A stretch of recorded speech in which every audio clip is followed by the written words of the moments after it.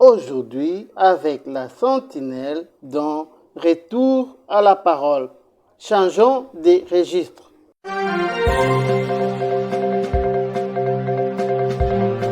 Télé-sentinelle. Ça y est. Shalom bien-aimés dans le Seigneur. Tout ce que la sentinelle a prêché tous ces derniers temps se confirme aujourd'hui dans ces témoignages. Il ne s'agit pas des Européens aujourd'hui, il s'agit d'un compatriote congolais qui confirme tout ce que la sentinelle vient de prêcher tous ces derniers temps. Suivez ces témoignages et vous comprendrez la confirmation de tout ce que je viens de développer tous ces derniers moments. Ne ratez pas ces témoignages. Il faut les suivre jusqu'à la fin. Nous allons les publier par séquence d'épisodes. Ne ratez aucun épisode car c'est hyper important. Ces témoignages disent tout de ce que la sentinelle vient de développer tous ces derniers temps. Je vous laisse suivre.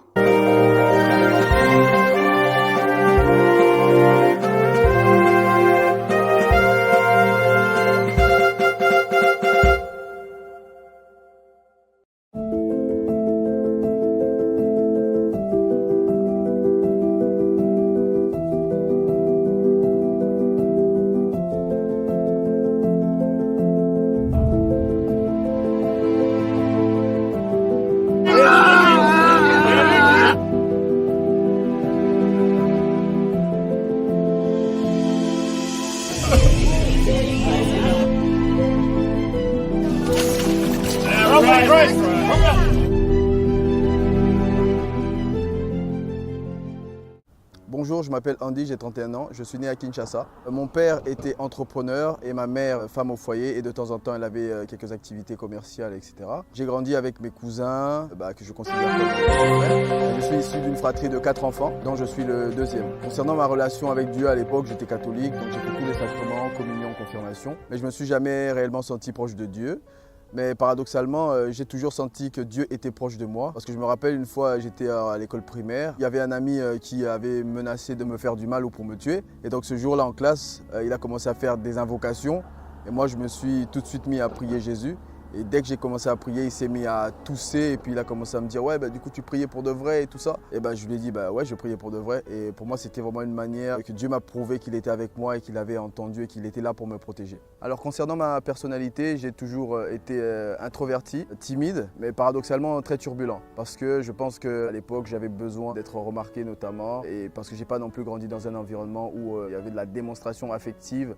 Donc en tant qu'enfant, ça crée peut-être des carences et donc du coup, ça a pu m'emmener vers une turbulence assez avancée.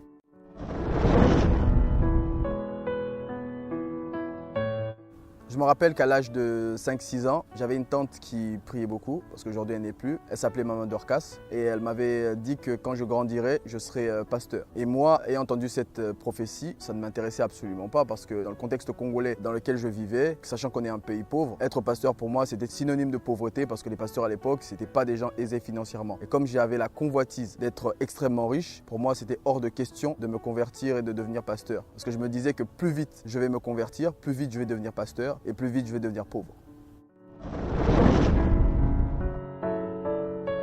Donc à partir de là, j'ai commencé à fuir l'appel de Dieu et je me suis laissé sombrer dans tout ce qui est débauche, toute forme d'addiction impure, sexuelle, les sorties, l'alcool, etc. Et au secondaire, l'équivalent ici du lycée, j'ai rencontré un ami qui s'appelle Jonathan, mais pour les intimes on l'appelle Job, et c'est lui qui a commencé à me parler de Jésus. Et c'était pour moi difficile de lui échapper parce qu'il faisait partie de mes meilleurs amis et tout le temps il me parlait de Jésus. Et un jour je me suis dit, pourquoi pas essayer? J'ai essayé de me convertir pendant 2 semaines, comme je n'étais pas repentant, malheureusement vous le devinez bien, ça n'a pas fonctionné.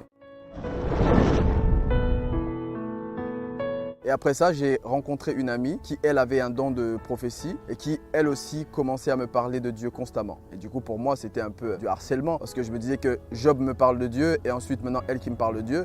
Je comprenais que c'était Dieu qui m'appelait, mais j'avais toujours pas envie de répondre à cet appel-là. Et un jour, en fait, je passais par des moments très difficiles. Je m'étais enfermé dans ma chambre pour prier et j'étais en train de médire contre Dieu en disant que Jésus, tu m'as abandonné, Jésus, tu ne m'aimes pas, parce que si tu m'aimais, je n'allais pas passer par ce genre de moment. Et quelques temps après, alors que j'étais seul dans ma chambre, elle m'appelle Elle me dit que je suis en retraite et puis Dieu m'a parlé de toi. Voici ce qu'il m'a dit. Et elle se met à me raconter tout ce que j'avais dit dans ma chambre lorsque j'étais seul. Et là, pour moi, c'était une grosse surprise. Je pensais que c'était une sorcière. Mais du coup, elle m'a tout de suite rassuré en me disant que non, Dieu m'a envoyé justement pour te donner un message.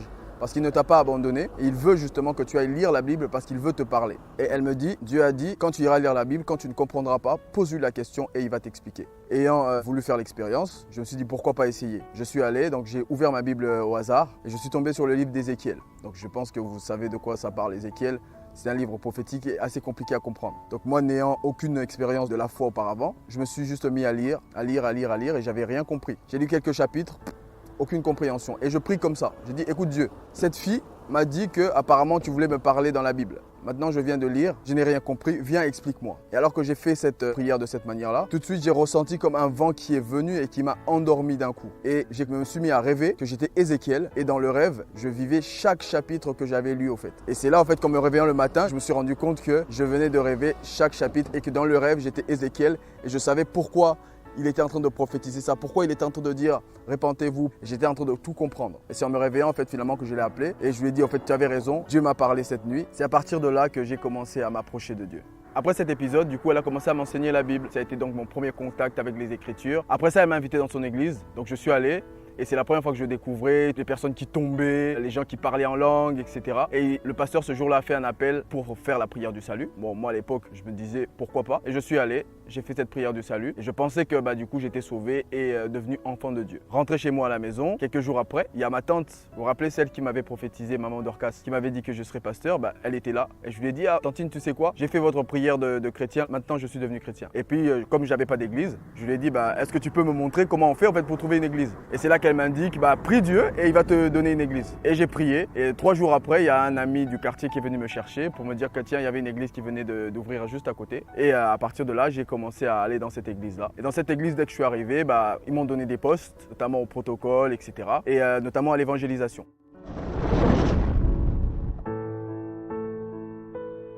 Pour ma seconde rencontre avec Jésus, ça s'est passé au moment d'une évangélisation. Je suis allé évangéliser.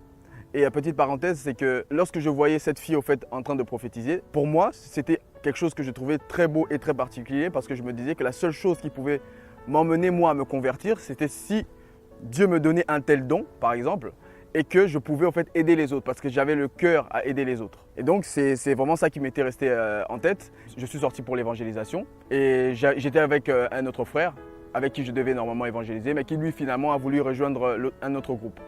Je me retrouve seul parce que je me sentais conduit vers un autre endroit. Et en marchant, je croise au fait un enfant qui était en train de pleurer.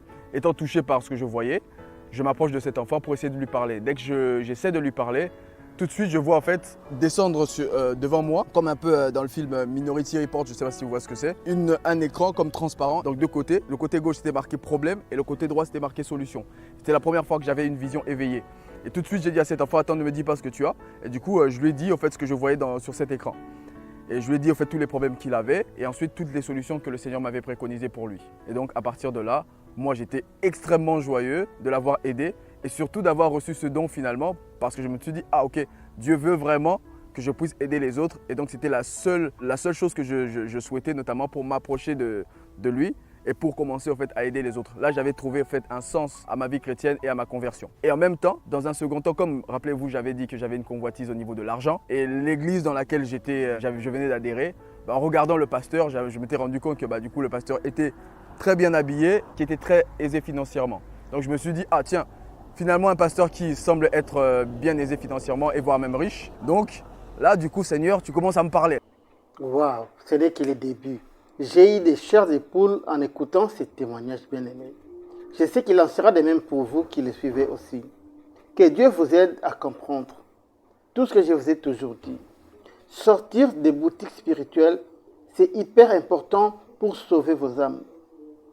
Devenez enfant de Dieu, ne demeurez pas simple chrétien. Tout est dit dans ces témoignages. Je vous invite à les suivre jusqu'à la fin et vous comprendrez tout ce que j'ai développé dans l'émission Retour à la parole. C'est une confirmation de Dieu, ces témoignages. Que Dieu vous bénisse. La Sentinelle vous aime et vous dit bye.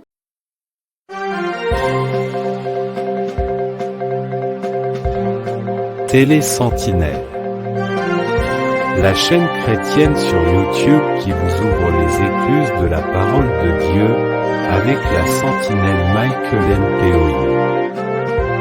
C'est le temps de nous réveiller du sommeil spirituel.